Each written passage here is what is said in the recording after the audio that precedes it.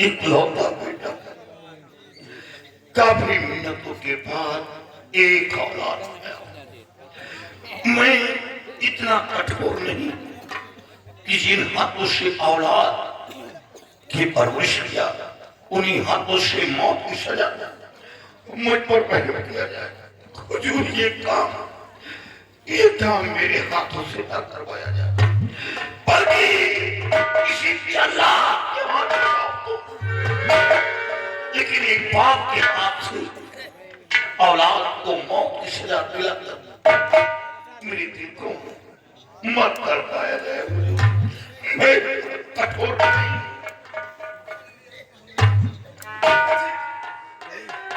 जब महाराज ने मुझे गुनहगार साबित कर दिया है, तो आप जल्लाद के हाथों न सौंप कर आप अपने हाथों से मुझे मार दीजिए पिताजी, मुझे मार दीजिए। नहीं, जिस ब्रज को खून से सींचा उस ब्रज को काट नहीं, मुझ पर आज तक आपके सामने कोई ऐसा प्रश्न नहीं किया। आज मेरे साथ औकात किया। बलवीर सिंह, अगर तुम अपने हाथ से अपने बेटे को मौत की सजा नहीं दे सकते हो तो तुम चुपचाप सीधे यहाँ से चले जाओ। मैं इस शराबजादे को जिंदा नहीं छोड़ूंगा। चला जाऊंगा हुजूर। जाओ बेटा, जब ये माजरा तेरी मां सुनेगी तो उसके दिल पर गमों का पहाड़ टूट पड़ेगा। वो तो आत्महत्या कर लेगा, क्योंकि तेरी मां तुझे देखकर जीती है। तुझे वो ये शर्मा बर्दाश्त नहीं कर। जाओ बलवीर सिंह, वक्त को बर्बाद मत करो।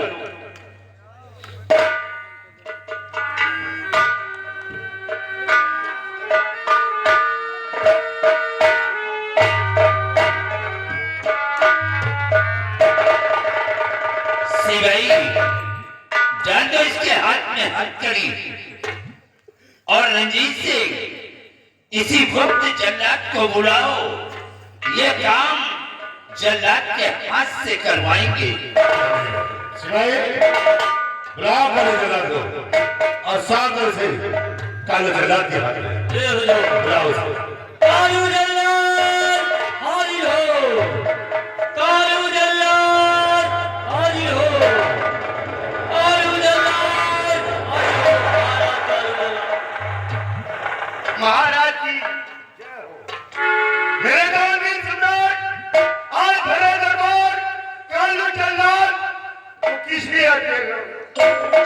जल्लाद, इस लड़के को बियाबान जंगल की तरफ ले जाओ और उसी बियाबान जंगल में इसका कत्ल कर दो और इसकी दोनों आंख और इसका कलेजा निकाल कर लाकर हमारे सामने हाजिर करो। जैसी आज्ञा हो। सिपाही, दे दो जल्लाद को। चलो ले जाओ।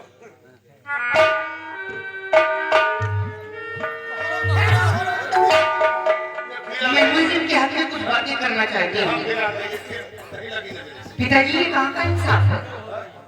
सिर्फ हाथ पकड़ने की जुर्म में इतनी बड़ी सजा दे दी रही है। अरे फांसी की सजा उसे दी जाती है पिताजी जो भरे बाजार किसी लड़की का रेप करके उसका कत्ल कर दे। फांसी की सजा उसे दी जाती है पिताजी कौन सा वो मेरे सीने पे सवार था या मैं उसके सीने पे सवार थी। वो मेरे कपड़े उतार रहा था या मैं उसके कपड़े उतार रहे थे। पिताजी, अगर आपको इंसाफ करना नहीं आता है तो बंद कर दीजिए अदालत, उतार दीजिए अपने सर का ताज, बंद कर दीजिए फैसला करना। नहीं, इसके सर पे इसका भूत है भाई। हरामजादे, अगर आपको जुबानी किया तो उतारूंगी चप्पल, 25 चप्पल तेरे मुंह पर मारूंगी, बदतमीज नहीं का। सारे भगवान की जंतु है कमीना। तुम्हारी इच्छा ये तुम नहीं बोल रही हो, बल्कि तुम्हारे सर पे जो इश्क का भूत सवार है ये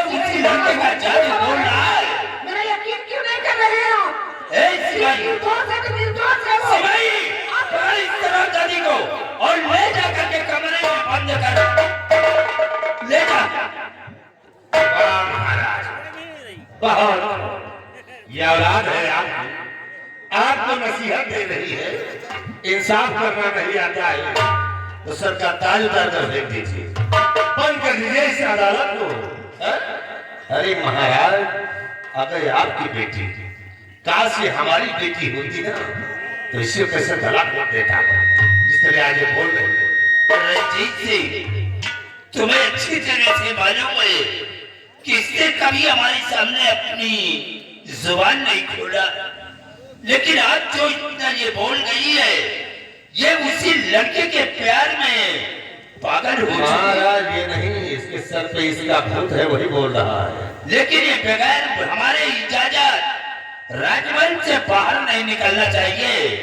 जब ये कमरे से बाहर नहीं निकलेगी तो इसके सर का सारा भूत उतर जाएगा और जन्नत के आने का इंतजार करते हैं।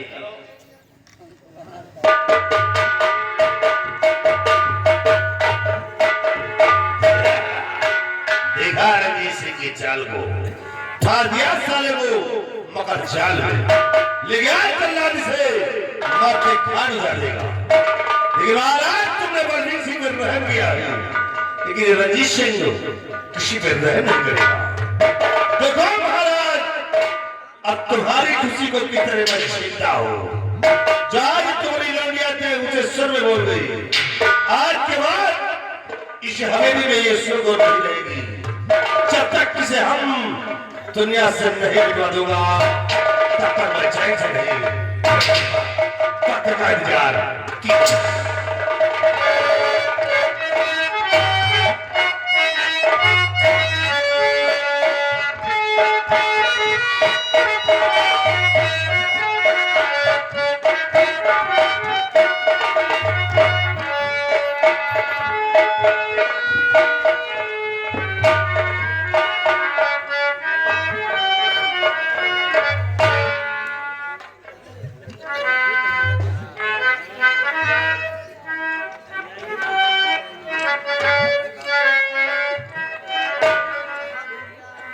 क्या खड़े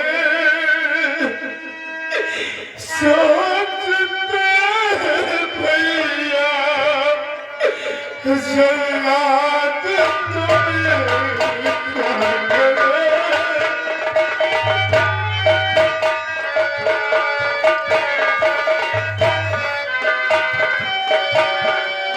क्या करे सोचते भैया,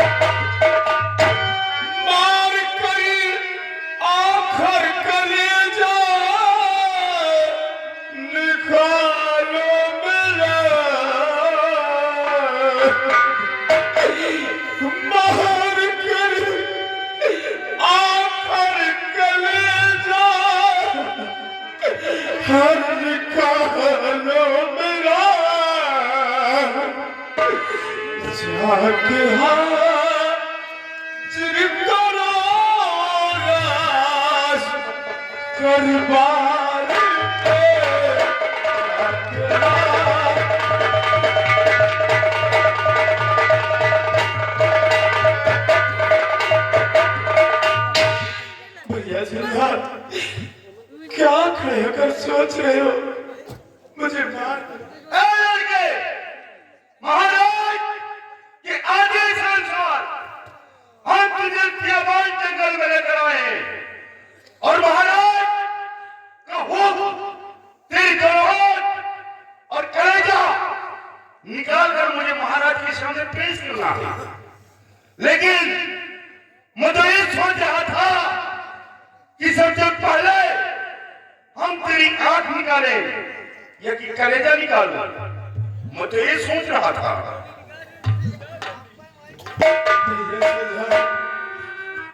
आप पहले मेरे सर का कर्म कर देना, फिर उसके बाद मेरी आंख और कलेजा निकाल कर महाराज के समक्ष पेश कर देना।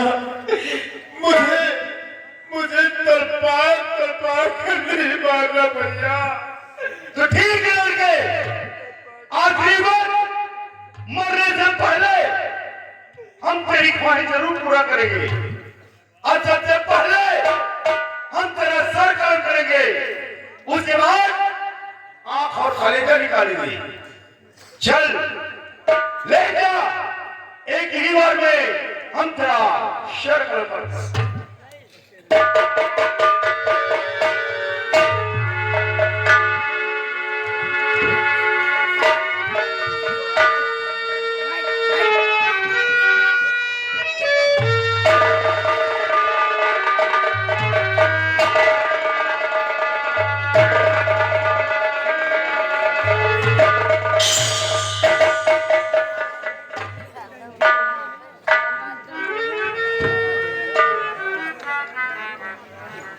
या भगवान, आज मेरे हाथों को क्या हो गया?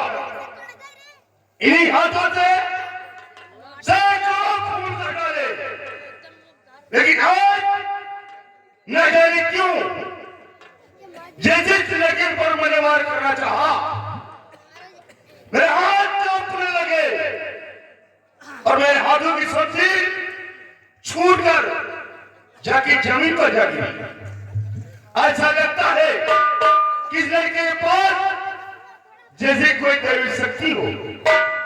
नहीं, अब मैं इसे नहीं मार सकता। चल लड़के, अब तू आजाद हो गया, अब मैं तुझे नहीं मार सकता। भैया जल्लाद, आप मुझे मार दो भैया। अगर आप मुझे छोड़ दोगे और महाराज को मेरी आंखें, मेरा कलेजा नहीं मिला, तो आपको, आपके बीवी बच्चों को महाराज जी फांसी के तख्त पर खड़ा कर देंगे। इसलिए मुझे मार दो भैया।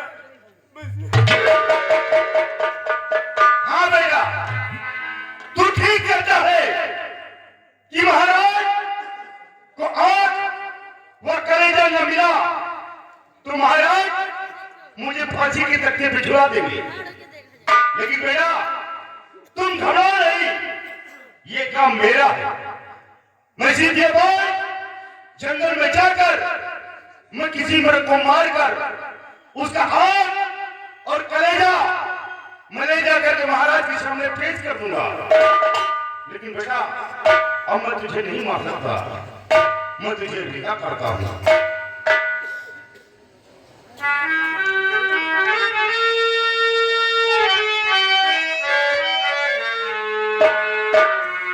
लेकिन हाँ, जाने से पहले मैं इतना जरूर कहूंगा कि आज के बाद इस आसाम की तरफ भूल कर भी अपना चेहरा नहीं दिखाना, अन्यथा दोबारा पाए गए तो तुम्हारी फांसी होना निश्चित है।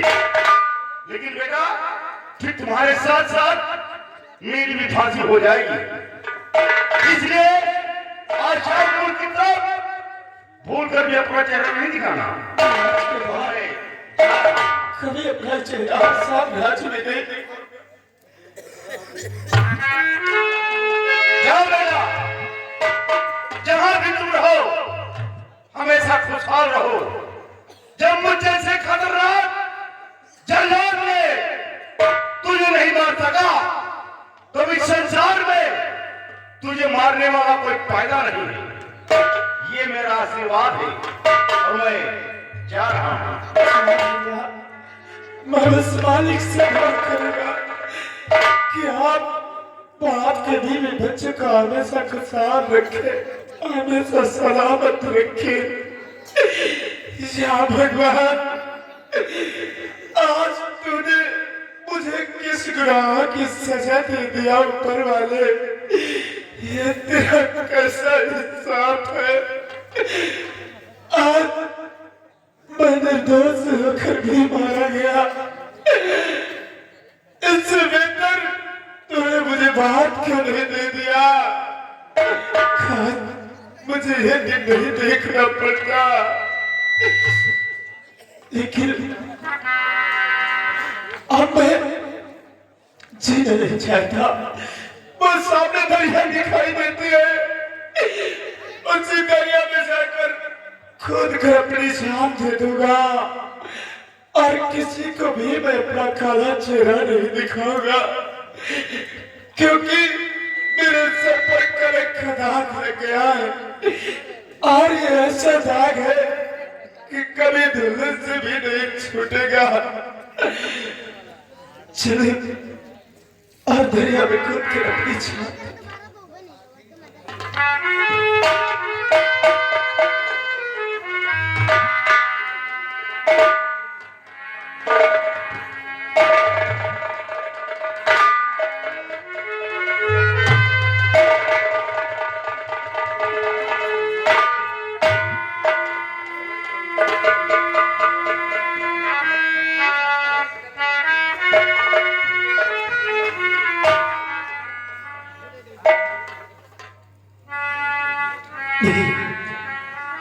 मैं अपनी जान नहीं दूंगा, मैं अपनी जान नहीं दूंगा, क्योंकि जिस वक्त जल्लाद मुझे रात बाद से घसीटते हुए ले जा रहा था तो वहां पर राजकुमारी आई थी और राजकुमारी ने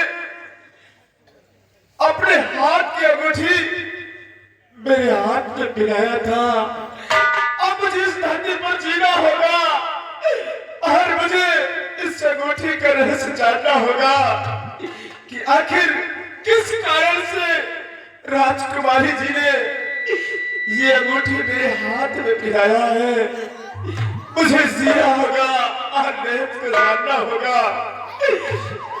मुझे मालूम हो गया मंत्री रंजीत सिंह, मैंने उस दिन चमन ने तेरा पार किया था और उसे अपमान का बदला तूने मेरी जिंदगी से चुकाया है। अब जाऊंगा इसी या सामने किसी बिहार की तरफ और एक अच्छा सा अपने गिरोह तैयार करूंगा और अपने आप को डाकू करवर के नाम से मशहूर कर दूंगा। मंत्री रंजीत सिंह, समय का इंतजार करना कभी नहीं। जैसे तूने मेरी जिंदगी को छीना है उसी तरह एक दिन पर तेरी जिंदगी को तुझसे छीन लूंगा। कभी तुझे चैन की नींद नहीं सोने दूंगा। और हम जाते जिस वक्त तेरे पहिए पर आऊंगा तो रात जाने खून की होली खेलूंगा। समय का इंतजार करना।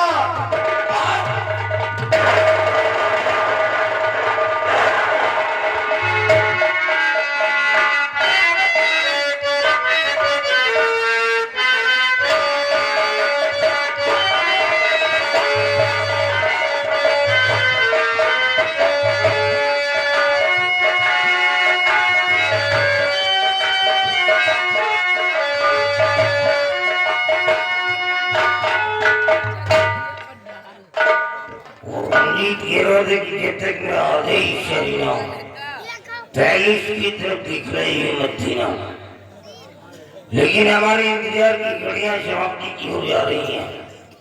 अब हम उसका वेट नहीं कर पा रहे हैं, इसलिए मैं चल करके देखता हूँ कि वो रंजीत करता क्या है, कौन सा गुल खिला रहा है जो आज तक कहाँ सो गए थे। नहीं मिला और आज वक्त मिल गया है जब मैं तुम्हारे पास आ गया हूँ और जैसे का मुझे इंतजार था। क्या करना है? अब तुम किसी तरह से राजकुमारी की इच्छा को उठा लीजिए। ये नहीं कोई बात। और उठाने के बाद उसे दुनिया से मिला और दुनिया में नहीं रहेगी तो हमारा तुम्हारा काम आसान हो जाए। उसे जिंदा नहीं छोड़ सकता। तैयार रहो, जिंदा बचना खत्म कर दूंगा मैं। जिंदगी इसलिए नहीं रह सकती है क्योंकि वो राजा की इकलौती बेटी है। राजा के मरने के बाद वो शैली यहाँ की हुक्मरानी करेगी नहीं, मैं उसे मार डालूंगा।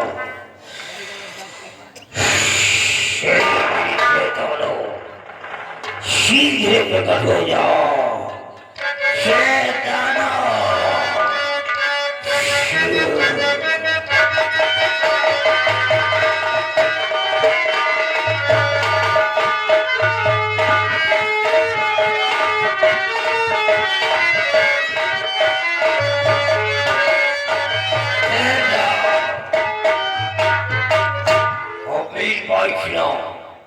यहाँ से जाओ महाराज के महल के अंदर तीक्षा नाम की लड़की होगी, वो चाहे 21 साल में हो, मुझे इससे कोई मतलब नहीं है। वो वाली कैसे भी हो वैसे ही उठा करके मेरे वहां पहुंचाओ। और अगर पीछा को नहीं ला कर सकते तो ये कबड्डी यहाँ पर आकर के खेलते हो ना, काट करके कढ़ाई में पका करके खा जाऊंगा मैं, क्योंकि मेरा नाम है कल्याणी वाली शैतानों का बाप।